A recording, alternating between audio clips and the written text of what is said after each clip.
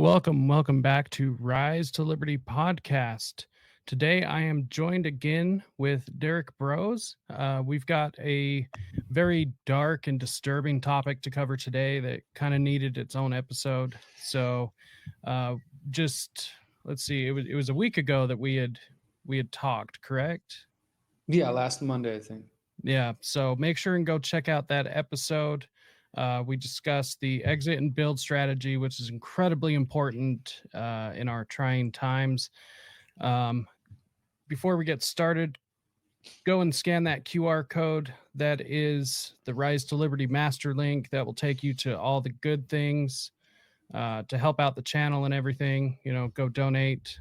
We always need help to keep this broadcast rolling and keep bringing you awesome guests like Derek here. So let's just jump straight into it. We've kind of got a tight schedule, both you and I. So let's just jump straight into it. Today's topic is Utah ritual abuse and the case of David Hamblin. So do you kind of want to give a rundown of what exactly the case of David Hamblin is? Sure. So I think it was May 2022, the Utah County Sheriff's Office announced that they were conducting an investigation into what they called, in their own words, ritualized child sexual abuse. And I heard about this a couple days after it happened. Obviously, when you use those kind of terms, that's going to set off some alarm bells and get people at the very least curious, like, what the heck is this about? Obviously, anytime there's child abuse in general, it's a horrible thing, and it's something we want to put an end to. But when you add that word ritualized into there, it sort of brings up some different thoughts for different people. And obviously, from a mainstream, whatever you want to say, normie NPC perspective, it's something that people are very dismissive of. This idea that there is a ritualistic or even religious, or some would use the word satanic element to child abuse that does happen in various areas. And I have covered similar stories to this. For those who are familiar with my work, back in I think it was 2019, I produced a documentary called Who Will Find What the Finders Hide, about the Finders cult, in 1987.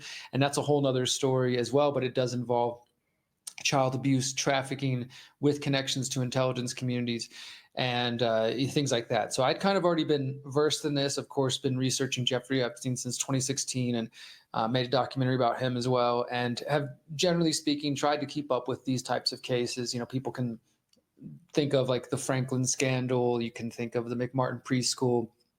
There's been a number of them over the years. That's just in the U.S. You could go even international and look at Jimmy Savile and the Dutroux affair and other things like this. This is a very prevalent problem, unfortunately. So it's something I've kept my eye on. And when I learned about this sheriff's announcement, they put out a press release, as I mentioned, and things got strange very quickly. Like, as soon as I heard about it, things had already been strange within the first week. And so I'll kind of set the stage to what happened back in 2022, and then we can talk more about where things are now, what's happened in the years since then. But the first thing was that the sheriff made this announcement and said, we are looking for victims who have been abused in 3 different Utah counties between the 90s and the mid 2000s. I can't remember the exact dates. And they were looking for victims, as well as just anybody else who has evidence or information related to ritualized child sexual abuse. And I found out about it. I contacted the sheriff's office, talked to their public information officer, and he confirmed that this was legit. It was on their, it's on their website. It's still there. You can find it. And that this was an investigation, and is an investigation that's ongoing. And he told me that they had, at that time, I think at this point, they've heard from more than 300 people who've reached out with either tips or saying they were victims in one way or different things like that. So this is very much a real investigation, a serious investigation. It's not some QAnon thing. It's not, just whatever, crazy people on the internet. This is police putting their names out there and saying, hey, we're investigating real evidence of crimes that we've been told about. And things took a really weird twist right away, because at that time, so go back to May going into June 2022, there was a local investigation, a local election happening in Utah, not only for the sheriff, his election was coming up, but also the Utah County attorney the election was coming up for that in the summer of 2022. And at the time of the announcement from the sheriff's office, the county attorney was a man named David Levitt.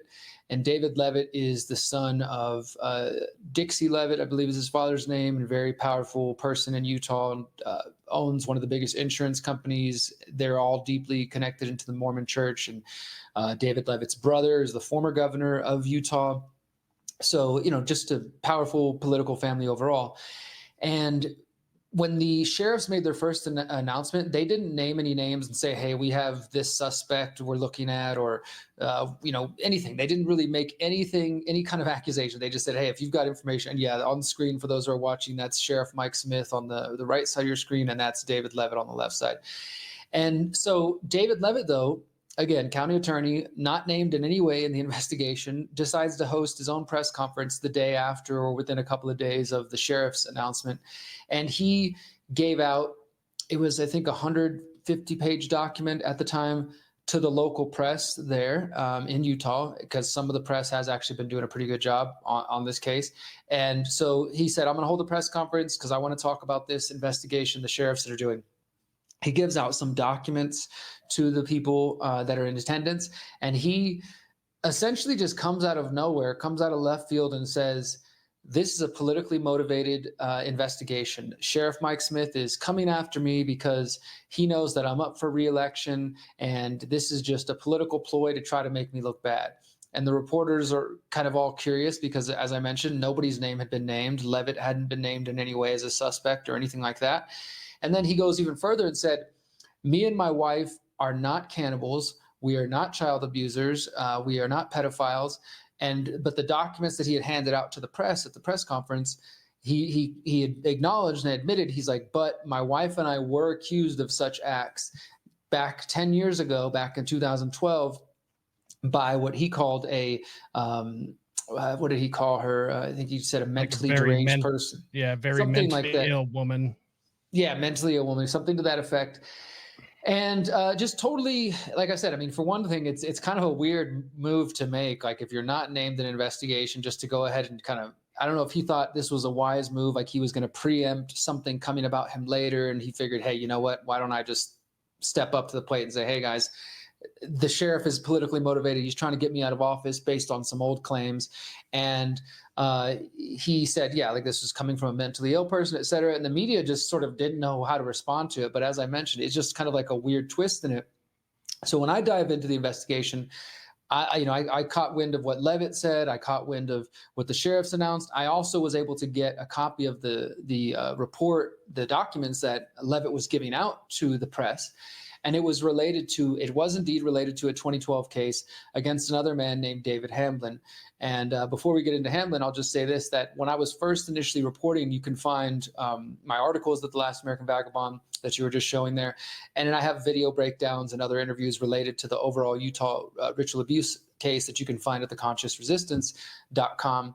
But when I was first investigating it, I did get a copy of their victim statements. Basically, it's like 150 pages of several different victim statements making accusations against this former therapist, this disgraced man named David Hamblin.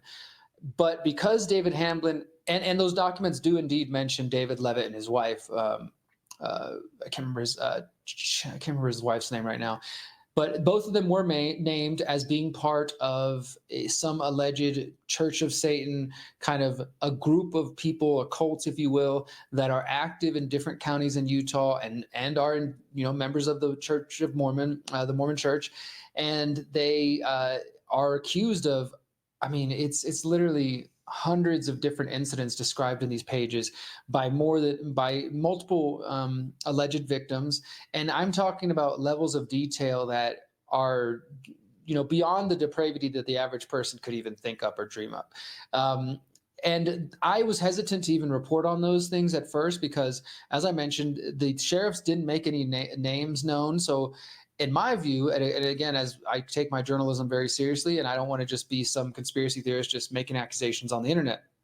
Although David Levitt said, hey, this is related to some 2012 case, we didn't have any evidence at that time. So I did have the documents. I looked through them and I kind of reported on them. But for the first few months of the case, until we got the first arrest, which would be of David Hamblin, I figured like, look, he's a private citizen. He was accused of something in 2012, but as far as we know, this is not what the case is about in 2022, 2023, and 2024. So I kind of just gingerly stepped around those documents, although, the documents are now relevant. And that's kind of all we knew, is that the sheriffs were announcing investigation. The Utah county attorney made some weird press conference. He ended up leaving office after that. He didn't win his election. And he now, in another strange twist of events that I don't think we fully know the truth of yet, but I think it's kind of telling. David Levitt and his wife just picked up and moved to Scotland and bought a castle. And now they're like Instagram influencers showing how they are repairing this like 18th century castle. And I think part of it is to get away whatever may be coming in relation to this case, because a couple months later, David Hamblin, again, the therapist that was accused in 2012 of numerous incidents of abuse and of being a part of this cult that was performing ritualized abuse of children, he was arrested by the Utah County Sheriff's Office later that year. Now, one thing to make clear is that the Utah Sheriff's Office have said that this is not related to the 2012 case. And they could just be covering their asses right now at the moment, and not, saying too much. But it is important to understand that when David Hamblin was accused of these horrific things, including by his own daughters in 2012, the charges against him were dismissed in 2014, but they were not dismissed because he was found not guilty or because there was no evidence. It was dismissed what they call without prejudice, which means that it could be brought up again. And what the lawyers said at that time was that the court was dragging their feet, and they basically just couldn't get them to give them the evidence they needed, the documentation they needed to actually be able to prosecute David Hamblin. So, under Constitution and the rule of law, if they can't charge you with anything, they have to let you go. So after they held him for a little bit in 2014, they eventually dropped the charges.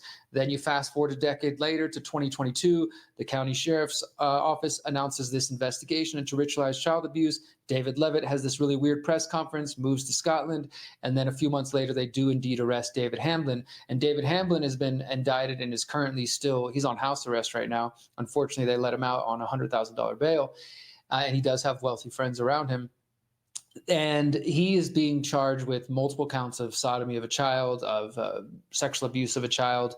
His ex-wife, Roselle Stevenson, formerly Roselle Hamblin, was also arrested as well in the last year. And she is similarly being charged with sodomizing of children and sexual abuse. Just like I said, it gets pretty dark and disgusting. Even the things that we know for sure they're accused of, not even to get into the 2012 documents, which are much, much deeper, much darker. And I do think those will come into play at the moment, but at the moment they haven't. So as it stands, 2 people have been arrested in this sheriff's investigation into ritualized child sexual abuse. David Hamblin, disgraced therapist, former member of the church, and his ex-wife, Roselle Stevenson, have both been arrested and charged and are awaiting trial. As I mentioned, David Hamblin is on house arrest right now, so he's wearing an ankle monitor. But even up to this point, things have just been dragging. Like once again, it's kind of like a repeat of 10 years ago. The lawyers who are trying to prosecute him are having trouble getting any documentation, doing discovery, and it's been a big mess. So I've been following it. I've written, half a dozen or more articles on this, and I've interviewed other people who I can get into all this further, who are connected to David Hamblin, who have been in his inner circle where he does peyote rituals, or at least he pretends to be some kind of shaman. And I think that's really just his cover for abusing people and allegedly hypnotizing people. But yeah, and this is all part of what many people believe is a much bigger cult. I will want to mention there are others out there in Utah. Jenny Hatch is one of them who's been following us closely. Another gentleman who goes by the name Goel, G-O, and then E-L. He does a Substack called Investigations into Ritual Abuse. And he has been staying on it just as much as I have, probably more than I have on like the nitty gritty details, because he's based there in Utah. And he believes strongly that the 2012 documents that detail these horrific examples of abuse, and I can go further into them in a little bit if we want to. I mean, I'm talking about like incantations to Lucifer and wearing dead people's skin and, stuff that like you've only seen or heard in horror movies, which hasn't been proven in a court of law, and these people are innocent until proven guilty. but it absolutely does appear like there's more people than just the two people who've been arrested who are involved in these alleged activities. And it's been 2 years since the arrest, or since the announcement of the investigation. It's been, yeah, almost 2 years now since David Hamblin's first arrest and his wife, and it still hasn't gone to court. Now, that might be changing very soon because of some recent hearings that have happened, where it finally seems like, the judges are getting their asses in gear and ready to move forward and actually get some evidence on put into the record. And I think that's what anybody who may be involved in this is afraid of, afraid that this will actually go to trial, and then that the evidence will be allowed to present. So that's a bit of what's been going on the last couple of years.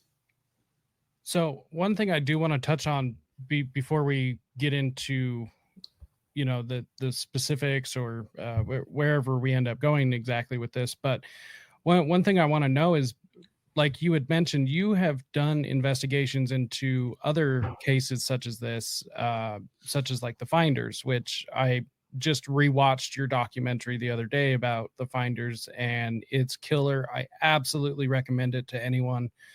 It is very, very well done.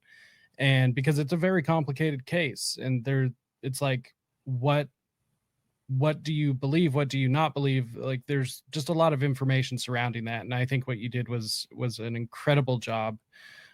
So thanks for releasing that. Honestly, it's really great. So one thing I want to know is, after having investigated into these things, what do you feel? What is your personal opinion about, I guess, the sensation? Because you also mentioned that when you bring the word ritual into it, it kind of brings this like supernatural belief into it, and people are easily dismissive of it, although that's not what the word exactly means. But that's not exactly the people don't really think about things like that. So what Yeah. exactly is your feelings towards it? Sure. And I just actually sent you a link if you want to share it on there. The link I sent you is an older article I wrote maybe about a year ago called Are the Children Lying? Reexamining the Satanic Panic. Because I think if we're going to talk about this issue, it's important to kind of maybe go a little further back and look at the broader picture, because in the 70s and the 80s and going into the early 90s, there were widespread reports of ritual abuse. Again, the term satanic sometimes gets thrown around, which I don't always think is an accurate, description, but it's out there. And this was existing in parts of Europe and in the United States. And it was prevalent. And that article, so this is one thing is when I started to investigate this, I will say this, so many sources reached out to me to tell their stories to me, and including that, what led me to write that article. And you can see that screenshot right there where it says, Are the Children Lying? That was a journalist named Brad Edwards from Oklahoma City here in the States. And he did this like 4-part series called Are the Children Lying? Where it was like, it's like you imagine local news, like this week, my special investigation. And he did that in the 90s, looking at claims of satanic activity, claims of child abuse involving various ritualized elements. And a recording of that on a VHS was sent to me by a source who follows my work and who said, hey, you need to see some of these older reports. And I wanted to include that and then write this article to kind of, like I say, to re-examine the so-called satanic panic, because what that term is used to do, or what people who kind of downplay these situations, sure, of course, they have to admit, okay, Jeffrey Epstein, yeah, okay, that's a real thing now, but let's not talk about his intelligence connections. He was just some rich, depraved billionaire. Or they'll see like, okay, well, the Boy Scouts, they got caught abusing child, but that's just one example. Okay, well, the Catholic Church or the Second Baptist Church or the Mormons or the Jehovah's Witness, at some point you have to acknowledge that this is a society-wide, all pervasive problem that goes beyond. You can find it in all religions, all ethnicities, lifestyles. It's not just, I've heard some people say like, oh, it's just homosexuals or things like it's prevalent, unfortunately, across the board, all sectors of society. Levels of wealth apparently, appear to like higher levels of wealth appear to be involved in this. And I don't think it's as easy to dismiss as some people might like to. Like, for example, the Vice News and others who, even with the Finders, they put out an article a few years ago saying, oh, looking at the Finders case, this is the origin of the QAnon conspiracy theory. And they totally ignore all the evidence that I presented in my documentary and other things like that. That term satanic panic is intended to imply that everybody who was talking about these things back in the 70s and 80s and 90s was just panicking. It was a moral panic, right? And to be clear, to be frank, there was some of that going on. If you look back in the 80s and 90s, like, for example, you had these different parents coming out and saying, like, Dee Snider and some of these metal bands were corrupting the youth and they're making them commit satanic, rituals. And I think that, there's an argument for the corruption of the entertainment industry, obviously, in the music industry. I think there's some truth to that. But at the same time, there's always going to be conservative, whatever you want to say, parents are like, oh, somebody think of the children, right? And it can go too far to the point of like, I mean, I don't know about you, but I listened to a lot of crazy shit when I was younger. I listened to Marilyn Manson, I listened to all kinds of stuff, Slayer, I listened to Deicide, bands that do call themselves satanic. And I turned out okay. Like, I'm not a Satanist, I watched all kinds of horrible movies. Like, not everybody's going to be turned into some, whatever killer because they listen to metal or whatever. So I do think that there was a true moral panic in that sense, that there were parents who were like flipping out about everything, right? And like, oh, Magic, the board game, is turning kids into sorcery or whatever, right? But there also were legitimate cases that did take place in that time period, including the Finders in 1987 and the Franklin scandal around the same time, and other cases that did fit the bill of, at the very least, child abuse networks. And sometimes there did appear to be levels of, I don't know if Satanism is the right word, or Luciferian or whatever, but some sort of ritualized element to it.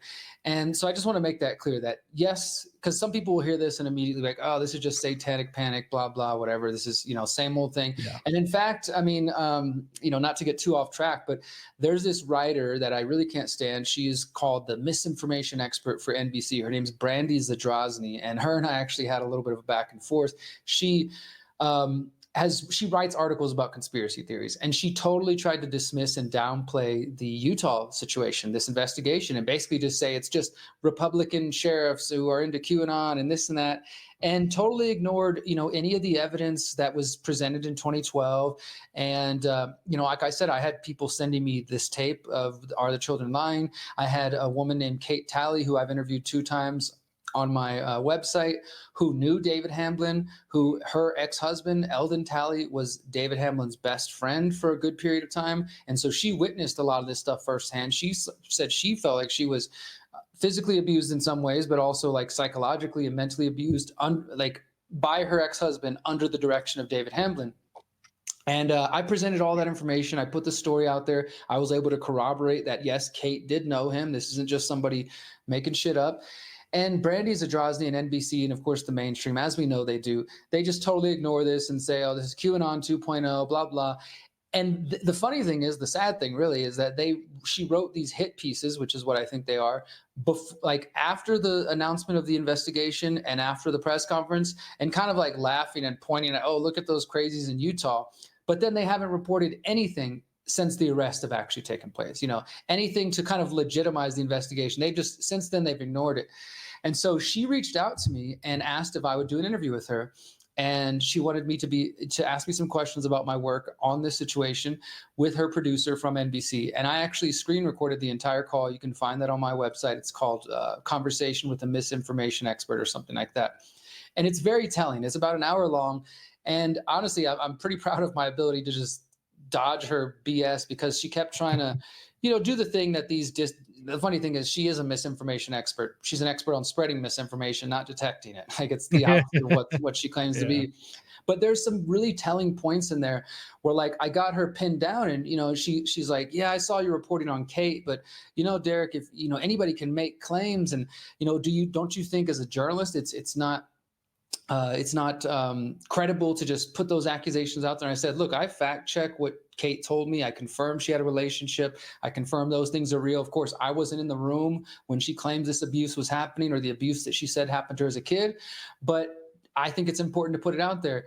And then Brandy Zadrozny at one point, she says something like, well, of course, as a woman, my tendency is to want to listen to women. And I said, except if they say they've been abused by, satanic cult, right? Because then they're just crazy. And she's like, it's just an interesting conversation. I encourage folks to go watch that, because it not only can you see her mindset, she even admitted to me, she said something like, well, I will report on something once somebody in a position of authority has confirmed it. And that's what it all comes down to, is like, oh, so you're going to just wait for the government to say, like, oh, yeah, like, here's a satanic cult, feel free to report on it. But until then, it's just conspiracy theories. It's just crazy people. And it's really sad because, like I said, she's doing a huge disservice to the truth, which she claims to care about. And that she hasn't done a single report on it since then, when David Hamblin was arrested, when David Hamblin's ex-wife was arrested. Any of that. Like, if she truly cared about believing women or whatever, then she would be, looking deeper into it. And so I say all that to say that Vice News, NBC, all the mainstream, they treat stories like this is just satanic panic 2.0. That's what they often will even call it. This is QAnon. This is like, just another form of that old scaremongering we heard about in the 80s and the 90s. And I also want to say that that doesn't mean I believe that every single case you could find out there, people talk about on the internet in the 70s, 80s, and 90s was true or turned out to be what people may have claimed it. Sure, there are incidents where people may have exaggerated stories for one reason or another. But generally speaking, what the mainstream says, they call it false memory syndrome. And they claim that all of these cases are just people going to the therapist, and maybe they have some issue and they start talking, and then the therapist tries to, oh, well, were you ever abused, by a satanic cult, and just like put ideas in their head. Yep. And the whole thing has been discredited. Like, there's an organization that still is around.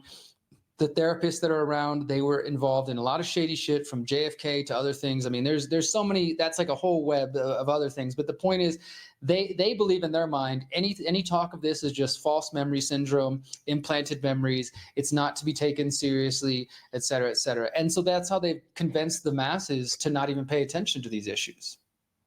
So I pulled up on screen. It's a thread that I've been diving into. I sent it to you, Derek, so you could check it out at a later date. But it's actually diving into the False Memory Syndrome Foundation and its connections to MK Ultra and a bunch of psychiatrists who have CIA connections, and it is a wild tale, wild tale. And just a couple of quick facts. False memory syndrome is not in the DSM-5, which is the diagnostics manual for all psychiatrists in the mental health field. It's never been given as an official diagnosis because it doesn't exist. And so I just find it really interesting, all of these connections that it's really hard to ignore. And like you said, it's been used to discredit pretty much any and all claims of this.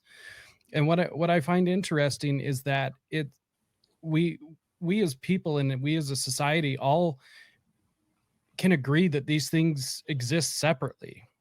Cults exist, Satanists exist, abuse happens, like all of these things happen. But once you put any of it together, it's like, oh, you're just crazy. And I agree with you. There are definitely some cases out there that are moral panic. And I think, my conspiracy hat tells me that was probably exacerbated on purpose to at least a small extent. But there are definitely cases that are not legitimate, but then that doesn't mean that there are no cases. And so I always found that really interesting.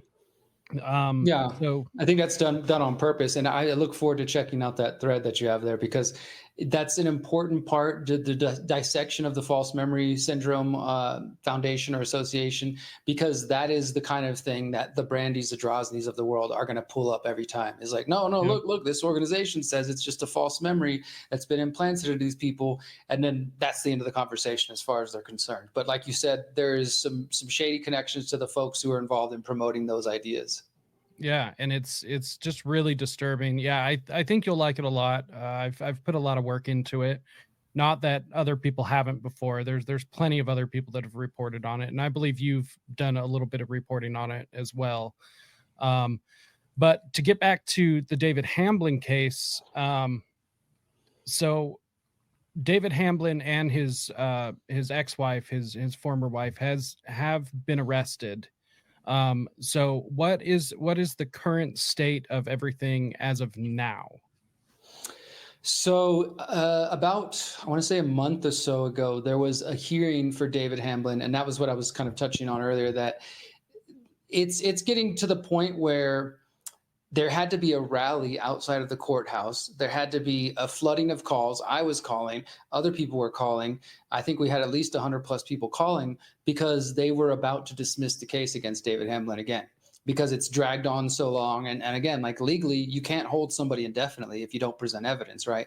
And that's one way that the system can kind of get out of things. And what I mean by that is the sort of swamp creatures within the system. So an arrest takes place. That shows that the Utah County Sheriff's Office, as far as I could tell, they are taking this case very seriously. They've made the arrest, they announced the investigation, but of course they're not the prosecutors. That's somebody else's job. So they can make the arrest, they can hold somebody in jail, but after a certain period of time, if no evidence has been presented, if nothing goes to trial, because we all have under the Constitution, the right to a speedy trial, even accused satanic pedophiles, then you have to be released legally. That's just how it goes, for better or worse.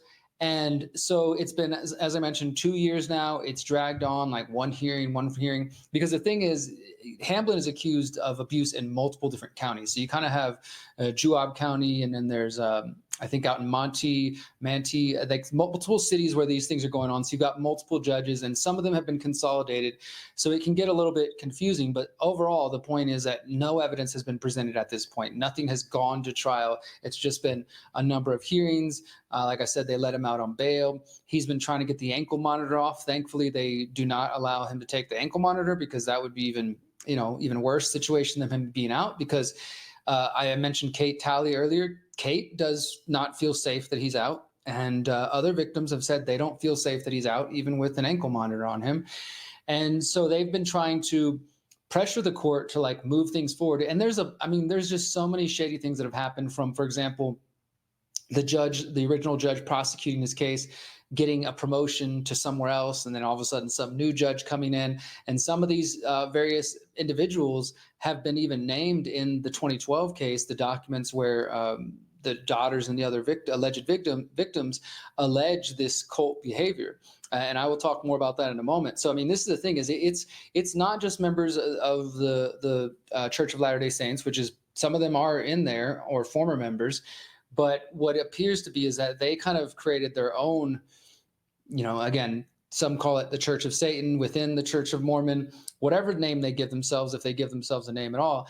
It's a group of people that live in and around Utah and various counties, from what we can tell, that are involved in bringing kids to parties, abusing them, apparently killing children, and lots of depraved things. At least that's what they were accused of in 2012. And the names are in there. That's the other crazy thing. And as I mentioned with Goel, with investigations into ritual abuse, he has focused more on those documents. I'm trying to do the put on my objective journalist hat and say, like, yes, those documents, they're important, they're interesting. If anybody wants to go down those rabbit holes, I have copies of all those documents. I have copies of, like, David, I have copies, like video evidence of the victims' statements, of them sharing their stories. This is very difficult shit to listen to. Like, it's not a nice afternoon thing you want to tune into. But if you want to know those things, it is available. But innocent till proven guilty, those people are walking around freely. And in fact, I'll tell you one situation. Another gentleman who was accused in there, his name's Joe Bunyan, I believe. He actually he is listed and he's a pottery guy. He has a pottery shop in Utah that still exists. He's listed and named several times in these documents. And the other thing is, like, when the alleged victims describe it, they say that these individuals have given themselves names. So I believe Mr. Bunyan, or one of the other gentlemen in there, is named the Punisher, because they were known to dish out the most horrific and worst, punishment to these children, including putting them in like 2x2 boxes and cramped boxes for hours at a time, making them wear the skin of other children who allegedly had just been killed recently, and him wearing the skin while raping these young kids, incantations and alleged prayers mentioning Lucifer and things of this sort. Like, this is all listed in the 2012 documents. And the people who are mentioned in there, who are still innocent until proven guilty, are walking around freely. And so people like Goel at Investigations for Ritual Abuse have tried to dig further into that. And like, who are these people and who are their relation? And he's found a lot of interesting things like, hey, these folks seem to live near each other. And look, one of the judges lives in the same neighborhood as the same person that's accused in this document. Just a really tangled web, which makes me honestly doubt that we will get true justice. I think if there is going to be any sort of punishment, if it ever gets to that point, it'll probably just be, it'll land on David Hamblin and his wife, and they'll act like, well, we got some bad guys and that's it. And the bigger implications of the 2012 documents will probably never be explored. And that will be unfortunate if there aren't further arrests. But so as it stands right now, like I mentioned, the case almost got dismissed against David Hamblin. Myself, Jenny Hatch, and some others, we called for like protests for people to call the office, and thankfully they did call them. And because of that public pressure, they assigned a new prosecutor to David Hamblin's case just about a month and a half ago. And if that didn't happen, then the case would have been dismissed, because as I mentioned, I think I said judge earlier, it wasn't the judge, it was the prosecutor that was on Hamblin's case magically got a promotion. So then there was no prosecutor. Oh, so then things just stall and nothing happens. And then, oops, hey, if we don't have a prosecutor, we can't prosecute the case. So we're going to have to let this guy out of prison. So we started emailing them, calling them, saying like, look, you need to take this case seriously. And within 12 hours, they assigned, I think it's Sean Reyes is the lawyer. And that's kind of where it has the most recent thing. I think Hamblin's had one or two other hearings, but nothing really consequential has happened yet. But now there's a new attorney assigned to it. The discovery process is allegedly going to start soon. And for those who don't know what discovery means, it just means in court, that's when you actually get access to documents. So they can request like, okay, we want to get Mr. Hamblin's emails, or we want to get his phone records, or any sorts of documentation that they can get to start to build their case and prove the allegations against him. So he is still on house arrest. I don't believe his ex-wife might still be in jail. I don't remember ever hearing about her being released on a bond or on house arrest either, but she may be out, but I don't believe so. So, the cases still haven't gone anywhere. We still haven't had a court date, where we're going to actually have a lawyer presenting the evidence and victims are going to be brought in and allowed to testify. That is what we hope for, because if that happens, then obviously that opens the door up for things to go a bit wider. Now, the best case scenario for David Hamblin, for his ex-wife, and for these alleged members of this broader cult, if it does indeed exist, is that he pleads out and nothing goes to court, right? Like, and that's always the way to cover up things. Is so maybe the courts offer Hamblin a deal and say, okay, well, if you plead guilty on this charge or this charge, we will give you, this amount of time, and then, we'll be done with the case. And that would be great for the people who are potentially implicated, because they don't want it to go to trial. They don't want victims to be brought into the courtroom. They don't want questions to be asked about accomplices and things of that sort. And in, David Hamblin, he does, as I mentioned earlier, have some wealthy benefactors. He got out on $100,000 bail. He doesn't have that money himself, but there are some members of the Church of Mormon who are still connected to him and who still support him financially, including Eldon Talley, who I mentioned earlier, who the woman Kate I spoke to, her ex-husband. He is apparently one of his biggest financial benefactors and has been for years. So for one reason or another, he's got money behind him that are willing to help him and support him, and he's got people behind him that still claim that he is innocent. And at the moment, the evidence has not been brought to court. It hasn't been proven in court. We just have allegations from 2012. We have Kate Talley's words. We have a few different alleged victims who've come forward and spoken to the news in Utah, and that's all we've got right now. So that's what I'm saying. Like, I'm trying to be objective about as much as possible. But yes, this man and his wife and a number of other people who haven't been indicted or arrested yet are accused of some of the most horrific things that I've ever had the displeasure of reading about. And, just to that note, it's the same thing with the finders. These things are not, it's not a fun, like, I don't know. I feel like sometimes in the conspiracy culture, in the research community, people kind of, in some weird twisted way, kind of get off to like the depravity. And I don't mean like sexually. I just mean like we look for the most salacious details of like, is there a celebrity involved in this and that? And it's like, this is real life. Like if these things are real, it's horrific. And the reason I take the time to read the documents, not only so that I'm, informed on what is being alleged, but also because if it is true, And I have a hard time stomaching reading the words of these people, these women describing, and I'm not talking about just two incidents, hundreds of incidents described in detail, times, names, places. Like, I don't know how you just make that shit up. If those things are Same. real, these people had to live through it, you know, and the least I can do as a journalist, as a reporter, as somebody who gives a shit, is to read the documents and then to communicate that to the wider public, right? Because if they had to live through it, the least I can do is to read about it, share their stories, and try to help bring justice. You know, it's not because I think, oh, like, look, let's find the most crazy detail in here and write an article about it. Like, I'd rather this stuff was fake, you know. I wish it Yeah. was fake. And I hope maybe maybe that's, you know, that's the conclusion. That would be the best case scenario. But based on what I've learned in this case and what I've learned in other cases, I have no doubt that something to the effect of what these alleged victims are describing is true.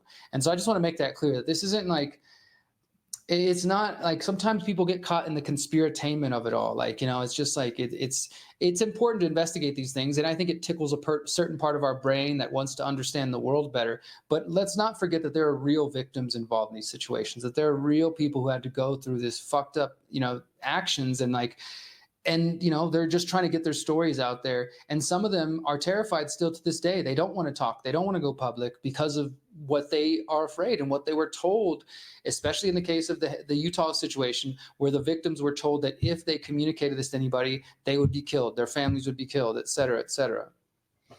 Well, and I think that's incredibly noble of you, but I also think it's incredibly important to take that time and to be careful with this, because we want to be able to avoid these cases where maybe somebody was wrongly accused. And I think this is incredibly important, because I'm with you. I don't want to be right about certain things.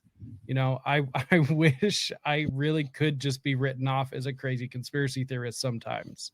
You know, and it's like, take any subject, not even just this one, but I wish I wasn't right about a lot of things. I don't want to be. You know, this isn't fun for me most of the time, and I'm sure you feel the same way. And so I think that's incredibly important that you do things like that. And I think everyone should, everyone listening to this should take a lesson from doing that. That even talking about these things, you should remember there are real people involved. And I myself am located in Utah, and I'll tell you that the community here in the state, it's pretty split. It's about half the people saying these things exist, these are real, and there's tons and tons of victims that have come out since then. But there's also the other side that want to deny anything and cover up any sort of possible connections to any powerful leaders, whether political or religious, here in the state. And Absolutely. it's very interesting. Um, I've run into that as well. I mean, like, I'll just say, I don't think I touched on this yet, but this initial announcement of this investigation by the county sheriff's office, it kind of opened up a whole can of worms for me. Like, as I mentioned, I've been researching this stuff separately, but then once I heard about the situation with David Hamblin and David Levitt, I did a few pieces on that, and I continue to follow that story, obviously. But then it kind of led me to look into Utah in general. And I don't know why, but there's certain states where there's just some weird shit going on. Like Florida, I count Florida to be Yep. one of them. Utah is one of the others. And I did a piece that it kind of just basically opened up a can of worms where a number of people started to reach out to me, including people who are still living in Utah, former members of the Mormon Church, and current members of the Mormon Church. Because even that, you find like a divide. You find people who are, they consider themselves Christians or maybe even Mormons outside of the church, but they believe that, you know, through their research, that the church was corrupted. There's kind of different theories. You'll find people who say the church was corrupted very much from the beginning. Look up Joseph Smith, look up the Freemason rituals and some of the similarities to the rituals within the Mormon Church. And then there's others who say, no, it got corrupted later around Brigham Young and that time period. And then others who are like, no, it's just a few bad apples. You know, the church and the ideology and everything is fine. It's just that we've got these bad people mixed in there. I'm not Mormon, so I'm not an expert to speak on that. But there are those different beliefs. And so I've had former Mormons, current Mormons, and others reach out to me to share their stories, some of which I've reported on, some I've just kind of kept in my back pocket for now. And that led me to Kate Talley. That led me to somebody sending me that, who are the children lying? And then I also did a report on former head of the Mormon Church. His name is escaping me right now. Gordon something, I can't remember, but Gordon B. Hinckley. Gordon B. Hinckley, exactly. And that came to me again. I'm not a Mormon expert. So I've had to like learn the language, learn the lingo, and kind of learn about how the church works. And I was sent a VHS tape, which we digitized and we put on the internet for the first time ever, as far as I know, because this tape was originally circulated in the late 80s and late 90s by people within the Mormon Church who were accusing Gordon B. Hinckley, who was the leader at the time, not only of like homosexual activity, which was obviously frowned upon in the church, but homosexual activity with like young boys and with prostitutes and different things, right? So at the best case scenario, he was having extramarital affairs. At the worst case scenario, he was involved in abuse of children and of young boys. And so we put those tapes out there. But again, I didn't just throw it out into the internet and say, hey, let's figure this out. I went and tried to track down everybody that was in the short film who was interviewed.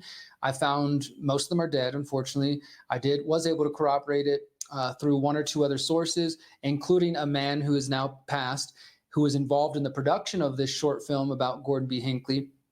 His daughters had copies of their father kind of giving his last will and testimony and basically saying, hey, this is what I witnessed. This is what I know. I was involved in the production of this film, this and that. And so I took all that information, I put it into my articles. We put that video out. And then that led me even further to just look into the history of ritual abuse within the Mormon Church, which unfortunately there's quite a bit. There's definitely a number of incidents which have been covered up over the years. And then from there, looking at the history of abuse, sexual abuse, child abuse, ritual abuse, et cetera, within the state of Utah itself. So not specifically within the church, but just the broader statewide thing. And we talked before about like the Zion Society, and there's other examples. And so it opened my eyes in a lot of ways because, like I said, I've been paying attention to Epstein, intelligence networks, the Finders, which was connected to intelligence as well. But there's also, the Mormon Church angle, and it's not to pick on the Mormons or anything like that. There, like I mentioned earlier, there's a bunch of other churches, if not all of them, that have examples of this stuff. But there does seem to be some level, and this is not an area I've fully explored yet, but I've seen some things about connections between the intelligence networks, the CIA, and the Mormon Church as well, that there seems to be some overlap there and members and history and things of that sort. And a lot of people don't know that the Church of Mormon is actually one of the largest landowners in the entire United States. Yep. So they have a number of properties. They're very influential, very powerful political bloc, if you will. And again, depending on your theory or belief, that's either a cover for satanic activity or they're just representing their religious interests, and there's a few bad apples, et cetera, et cetera. But it's definitely much bigger than I first realized. It's not just this David Hamblin case. This is just like, that's why I kind of frame it as the Utah ritual abuse situation, because yes, it's about David Hamblin, it's about David Levitt, but then you can also look into the Church of Mormon and you can find decades of various people trying to speak out abuse, even going up till today. Like there's still scandals happening right now. And then you can find a similar thing with going back and looking at Utah and just, because if you don't know, for those who are tuning into this, like the founding of Utah is very much intertwined with the Mormon Church. Like they're all the founders of that state. A lot of the wealthy families and the family names go back to the early days of the church, including Hamblin, including Levitt. Those are names that you can find historically in the church. So it's a big topic. It's bigger than any one person can handle. So I'm grateful that there are other people who are diving into this and asking these questions. And like I mentioned, I've got a number of emails from people who've reached out and said, hey, Derek, like I've lived in Utah my whole life, and here's something I saw or something I witnessed or things I've heard from friends. So I have no doubt that it is much more widespread than people even understand in the state of Utah. And of course, it doesn't surprise me that some people would want to turn a blind eye or kind of diminish that, because the people involved in this appear to be willing to commit murder to keep things covered up. That's just what I've come across. There's there's depravity, there's obviously child abuse, things like that. And then there's corruption in terms of police and maybe the judicial system helping cover up and let people, get away with things. And then it's the sort of thing, well, once they die, then maybe later on they're like, oh, we found out this person was up to this, we apologize, etc. Once they're dead and it's safe or whatever, right? And that way they can kind of keep it in this, like with Hamblin, like it was just one bad apple, just one person, but that person's gone now, so don't worry about it anymore, everything's okay. And that's just not the case. So as somebody who's not only located in Utah, but somebody who's was born and raised in the state, somebody who was raised in the church, there are definitely strange things, and I can definitely say that some of the best people I know in the entire world are Mormons, are LDS. There is a difference between a Mormon and an LDS person, but that's more of a like in the weeds conversation for another day. But what I can say is definitely some of the best people I know are from within the church or former members and everything. And Sure. so it's definitely not at least the belief itself, but I can say that there is definitely some deep-seated terrible things within the church, and I'm not sure if even a lot of members are even completely aware of it. Why I think this is incredibly important. It's kind of the same thing with the Catholic problem in the 80s with the boys, or the Boy Scout problem. How many people actually knew? How many of these people were aware, and then also how many people were aware and chose to not believe, which I think is a whole different side of things. I do find it incredibly interesting. One thing I do want to bring up real quick, I think this is a hopeful sign in the state, which I'm not sure if you saw this, but there was a law passed recently here in the Oh, I didn't state see that. that outlawed ritualistic child abuse. Now, the state or the state media, it was kind of interesting. There was very few people who reported on it accurately, and it was mainly written off as just another version of satanic panic, another version of this moral panic that's been brought on by a terrified minority of people, and it's now making its way through the Utah Capitol. And it was just really interesting. Anyone who's interested in this stuff, there is this gentleman right here, Adam Herberts. He's one of covering the this few story. journalists who's been doing a good job out there. I give him credit for sure. Yeah, he has been a great journalist when it comes to this sort of stuff. So definitely go check him out. Anyone who's interested, he is a Utah-based reporter here for Fox 13, which is just a Fox affiliate. I hadn't seen that, but I mean, as you were talking about it, I looked it up real quick, and of course, I find an NBC article that says Utah bill advances bill to criminalize ritual abuse of children, an echo of 1980s satanic panic. And like you said, they're just that makes me curious though, because this was earlier in the year. And the picture I'm looking at here, it says that Utah County Sheriff Mike Smith testified in support of the bill, and he's the one who initiated this investigation. So I'd be curious to go back and find that testimony to see if he says anything in relation to his ongoing investigation, because of course NBC. Let me just check. This might even be written by Brandy. Yeah, it was written by Brandy Zadrozny, of course. Like, so she's going to say satanic panic. It's not a surprise. Yeah. And my guess, if I read through this article, she'll make no mention of the fact that David Hamblin has been arrested, that his wife has been arrested. It's just echo of satanic panic. That's just the way they do things, man. And I'm glad to see that bill's getting out there now. Unfortunately, it's sad that we live in a world that even needs to be put into law to like, hey, by the way, ritualistic abuse of children is wrong and it's illegal now. But I mean, that's where we're at, right? And thankfully, there are some people in Utah stepping up to the plate on that. And it's sad that there you go. Yeah, that Brandy, of course, she does what she does. You can look at any of her articles and it's going to dismiss everything as QAnon, satanic panic. But like I mentioned earlier, I encourage people to listen to my conversation with her because you can see how hollow she really is, and that she just is an order follower. That's what it comes down to, is that most of these people are order followers. They're not actually trying to get to the truth. And I wanted to mention a couple other things if I could real quick, because I'm Yeah. going to have to leave shortly. For those who don't know, I don't know if we mentioned this last conversation, but I have a documentary series called The Pyramid of Power. You can check it out at thepyramidofpower.net. It's a 17-part documentary series. We've just released the 14th episode about a month ago. And just this morning before our conversation, I was watching the first draft of our 15th episode, which will be coming out later this month.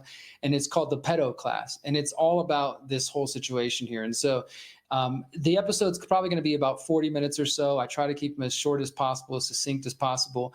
And we look at this issue from a society-wide perspective. So some of this I've already covered here, like, why is it that this is prevalent in religions? Why is this that it's prevalent? And you can find examples of child abuse in schools, and security guards, teachers, pastors, the Boy Scouts, right? It's a society-wide problem that we have to deal with, and we have to be honest about if we're ever going to put an end to it. Because dismissing it all as satanic panic, like you said earlier, like, it's okay to talk about child abuse, but then the moment you mention there might be some ritualized element, or that it might involve a certain religious group, then it's crazy, it's nonsense, right? But people can understand these things individually, separately. Why then is it so hard to understand that perhaps there are people who are organized about their abuse? It's not just random, like you left the kid home with the babysitter and they got abused. Yes, that does happen, but it appears that there are way more organized aspects to this, that there are people who are legitimately coming together and saying, like, hey, let's have a little abuse party, or whatever you call these kind of sick things. And so this next episode is going to be really important, and I encourage people to stay tuned for it, because it's going to be, it's good. I have a whole segment on the Utah ritual abuse that sums it up and kind of takes, goes through what we've covered here today a bit more succinctly. And then we have a part of the episode focused on the Finders. And the Finders is important because when I released that documentary in February 2019, 7 months later, the FBI started releasing documents related to the Finders case. I didn't file open records requests. I know other people had. I'm not saying the timing was because of my documentary, but it was definitely some coincidental timing. Yeah, I put out my documentary. Nobody's talking about this case. All of a sudden, they start dropping document dumps, which confirm what I was reporting. And so this next episode of the Pyramid of Power, Chapter 15, the Pedo Class, the segment on the Finders is almost like a Finders Part 2, if you will. It's not a full hour-length documentary like the first part is, but it catches people up to what's happened since then. Because after that film came out, and in the film, I was able to interview one of the former members, the spokesman of the Finders. He didn't like my film at all, and I went and interviewed him again and gave him a chance to say, his piece and everything. But he still couldn't tell me, well, why does this police document say that the Finders was connected to the CIA? Why did it say that there was, signs of child abuse at first, and then later on that magically changed?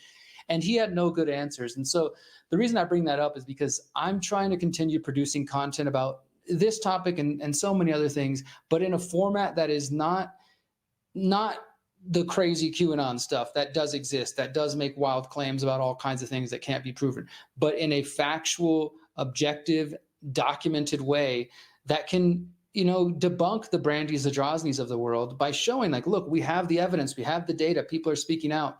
And so I just wanted to mention that because it's not out yet, but we're hard at work on that. That'll be out later this month. And I'm really excited to get that one out. Unfortunately, it's not, it's not fun content. It's a just dark and disturbing issue, but I'm excited to get it out because it's so important. And because until we can really get people to wrestle with the facts that the satanic panic was not just people freaking out and hysteria and nothing here, nothing to see here. There are real documented cases. And at the same time, things like QAnon and other things, in my view, those were psychological operations done on purpose to discredit the cases like this, to discredit the Finders, to discredit the Franklin scandal, to discredit the Utah ritual abuse case, Jeffrey Epstein, et cetera, and to misdirect people. Because the QAnon thing says, oh, it's just the Democrats. The Democrats are the crazy ones. They're the only ones up to this. You can find plenty of examples, including the Franklin scandal and others, where there were Republicans involved in these types of things. And I by no means is this a partisan issue. It's beyond that garbage, right? But so there's been there's the Brandys, the Drozny's trying to tell people this is satanic panic 2.0, pay no attention. And then there's the QAnon types kind of like actual fake news, disinformation, so-called truthers Yeah. who are misdirecting people and getting them to look at only one side of the equation. What I'm trying to do with my work in general and with this upcoming episode of the Pyramid of Power is really have it be as objective, all like with all of my episodes, the transcripts there, all my links, everything, and people can do the research themselves. But I just wanted to make that note that if you're not following the Pyramid of Power, please do check it out and stay tuned, because we'll have a really well done documentary episode on this coming soon that you can share with your friends and family, and hopefully get more people talking about this. Because as I mentioned earlier, like, you know, Kate Talley has since become kind of a friend, an associate, Yeah. you know, that somebody that I do care about as a human being, even though as a journalist, she's just somebody I'm interviewing for an article. But she's a human who is watching, you know, and very nervous that David Hamblin will be allowed out after what she witnessed and what she suffered from him. And plenty of other people have as well. So, you know, that's where I think we need to just bring it back to. It's like, this is about the truth. This is about helping the victims, helping them find some kind of justice, and getting these horrible people behind bars, and hopefully for the rest of their lives, like that they can never go free again. Because this is not just like, okay, I don't know, I abused somebody one time and I've changed my life and I've proven I'm a different person or something like that. This is like multiple incidents, in the hundreds of incidents involving Generational. numerous people, generational, intergenerational psychological abuse, ritual abuse, and sexual abuse. Like, that's what this really is. And if those 2012 documents are accurate, then there is a cult of people that's in Utah, and by no means do I think it's only in Utah, but that exist in parts of Utah that are intergenerational families that have been passing down this sort of behavior and actions and committing murder and committing rape and abuse of children for decades now. And if that is anywhere close to being true, it needs to be stopped immediately. And so that's why I work on this topic, and I continue to report on it as developments happen. Hey, Derek, I want to thank you so much for coming on. I know, like you just said, this is not a warm, fuzzy topic, and it's not fun. I mean, even the other topic we discussed previously wasn't super fun, but this is really not that fun. So I want to thank you for coming on.